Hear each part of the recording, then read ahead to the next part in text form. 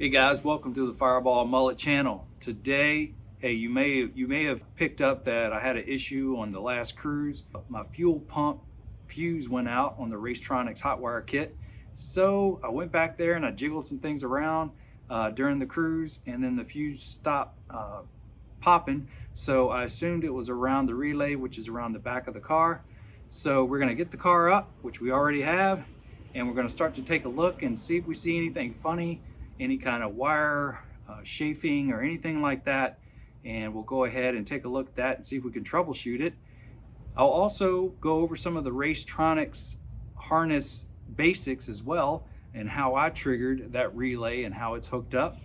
And then finally, I'll show you how I wired the 3rd gen connector to the 4th gen connector. So some pretty cool tips there as well. So put your seatbelt on and let's do it, guys.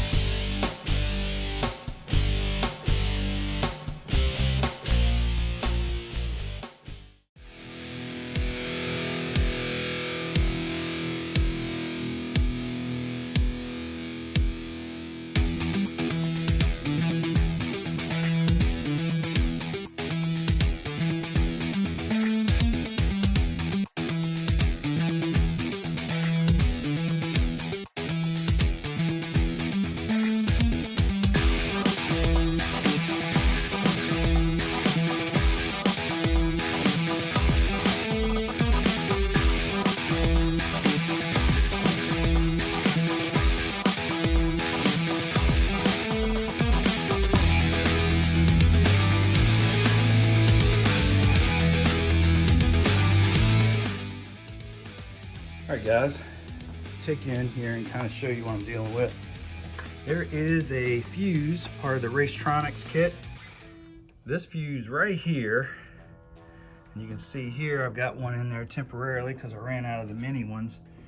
But if you watched my video on the cruise, I alluded to I had a problem with the fuse blowing. That was the fuse.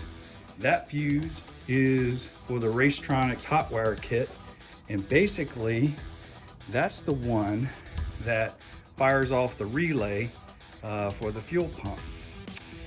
So for some reason, and I've kind of identified where it's whenever I kind of get on it and start to thrash it pretty hard, I've seen it where it'll blow. So I know that the relay is mounted back here at the rear end, and I'm just curious if, something's moving down here, maybe, making the wire arc against the frame or something. So that's kind of what I'm dealing with here, is how do I get this thing, there it is right there, that's the Racetronix relay. Of course, I have the 4th gen tank, so all that's wired up there. So that fuse goes on, I believe, well, for a relay, you know how relays work. This is going to be the one that runs straight to the alternator. So the idea is it's heavier gauge going to the fuel pump. And the way the relays work is you have a lower power source, or you can do it as negative as well, where you trigger the coil inside the relay, which connects the larger wire to the output larger wire, which runs to the fuel pump. So it's really just an electronic switch, right? And it's done electronically with either positive or negative, depending on how you want to trip the relay, right? In the coil and the relay. So anyway, that's the basics of a relay. I have another video on that if you want to learn more about that. The wire that runs to the relay is arcing against something and popping the fuse. So anyway, that's what I'm gonna start to dig into. I'm just gonna start looking at this. I'll get my multimeter out and I'll start testing for ground. I'll move some things around, because typically what I did on that cruise is I'll reach back here and I just jiggled some shit around. And you can see here, I don't really have this secured very well, and this is kind of the harness that goes to your stock fuel pump. And this, yeah, so this is the wires that go to the stock fuel pump, and actually that's the trigger there for the relay. So we're just gonna start to dig in this and try to figure out what's going on, guys. Hey guys, let me just give you a quick explanation here on a couple things. Okay, so this is your stock third gen connector for fuel pump. And on third gens, they only have 3 wires. You've got your fuel pump power wire, which is gray, purple, or I think some of your third gens might have a pink, and then a ground. This is your ground. This one is your fuel level sender. So this one is your fuel pump power trigger.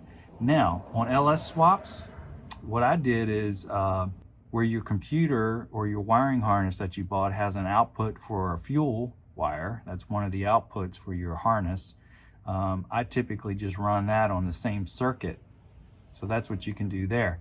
Now in my case, I have the Racetronix Hotwire kit, and what I used is I used this same wire here, but instead of this being the main power, this one ended up being the trigger for the relay. Okay, so this one goes to the output on the harness, and on your LS swap harness, and that way when it gets triggered, your relay for the Racetronix kit connects where it's coming from the alternator to the heavy gauge wire going to the fuel pump. So that's really how it works. Now, because I have a 4th gen tank, and I kind of pared some of this down, I just wanted to clean it up while I was here, because there's a bunch of extra wires you don't need, like for the, I think the purge solenoid for the tank pressure and all that. Unless you're running 4th gen ECM, I don't see how all that's going to work in a 3rd gen. So, but you have 4 wires on a 4th gen, and now Racetronix actually, if you have their Hotwire kit, I actually think they make an adapter. So do that. But I think at the time that I did it, I didn't have any of that. So, but you have 4 wires here, and so what you have here is obviously the purple is going to be your fuel sender level. So that goes to the purple. Then you also have a black, which is your ground, but you have another ground. There's a small gray wire. So the 4th gen has 2 wires that is the ground, okay? And so I think it grounds not only the fuel pump, but also the fuel level sender has its own separate ground, whereas a 3rd gen has a common ground in one wire. So you just have to connect these 2, the black and the small gray one. And then of course you have a gray one, a thicker gauge gray one, and this is your fuel pump. So we're gonna connect these up. All right, strip these down.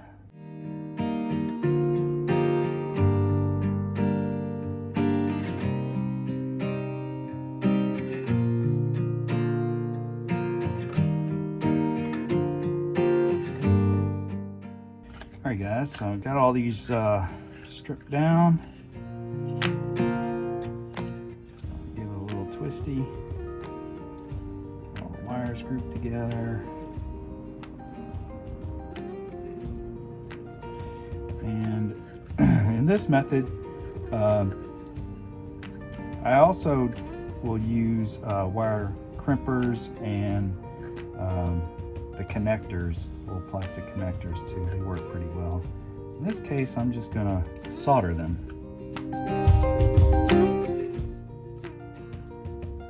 Since they're kind of at the rear of the car, and I just want to get them completely sealed up here.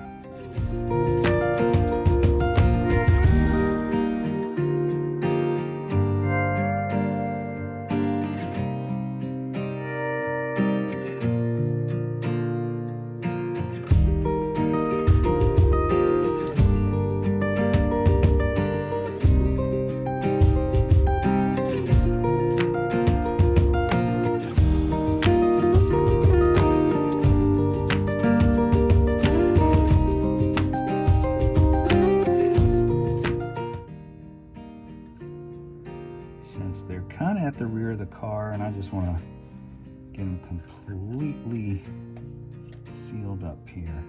So let's go ahead, we'll start with the purple. What I like to do when I'm soldering them is basically twist them around each other. And this.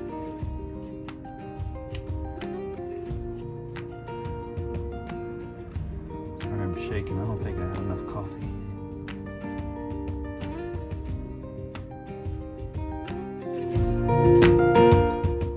It's kind of like that. And then I solder it. But I'll go ahead and connect the rest like those. Okay, so there we go. Got them connected. We got the two grounds coming off the 4th gen, the small gray wire and the black wire, going into the black and white 3rd gen wire. We've got the 4th gen gray wire going to the 3rd gen gray wire, and then the 4th gen purple wire, which is the fuel sender, going into the 3rd gen fuel sender. So basically color coded here: ground, fuel pump, power, which in my case the Racetronix is the relay trigger, and fuel level sender. So we'll go ahead and solder this up.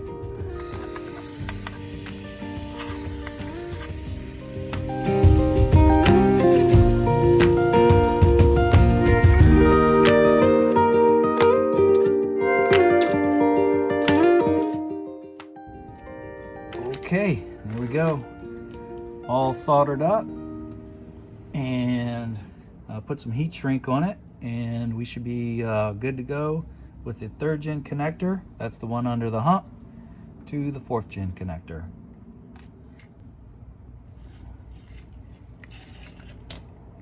Put another little heat shrink here. I'm just gonna heat shrink it near the near this connector, and this will be ready to install back in the car. I didn't really find anything visible wrong with this. The only thing I did notice was where this connector is, there's a metal plate that's actually grounded. And if I look on here, I don't know if you can see it, but it looks like there is some discoloring right there.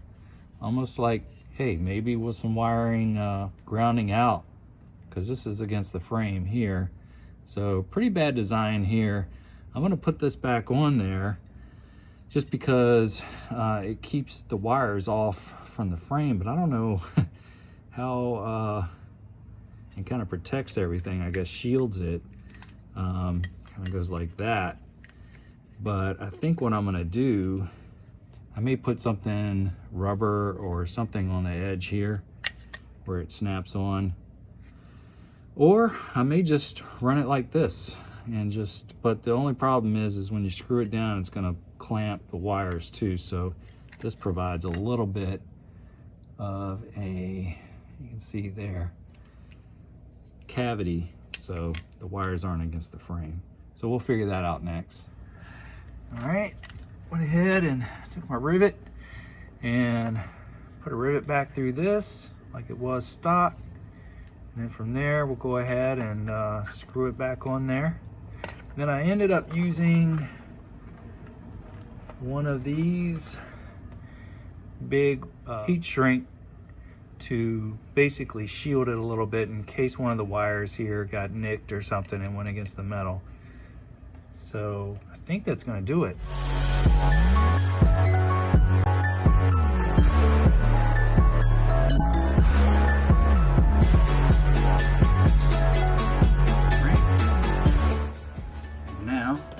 Got this all plugged back in, which is the other end, and back into the stock 3rd gen plug. And so, while I didn't really see too much of a smoking gun here, like frayed wires or anything like that, I did see that metal piece, and I didn't like the way that was mounted. So I just kind of cleaned all that up, took out all the wires that I didn't need, and we'll try that. I mean, the metal bracket did have some discoloring around where the wires, where it pressed up against the wires. So, you know, maybe with all the shielding I did and reconnecting everything, maybe that helped. So we'll see.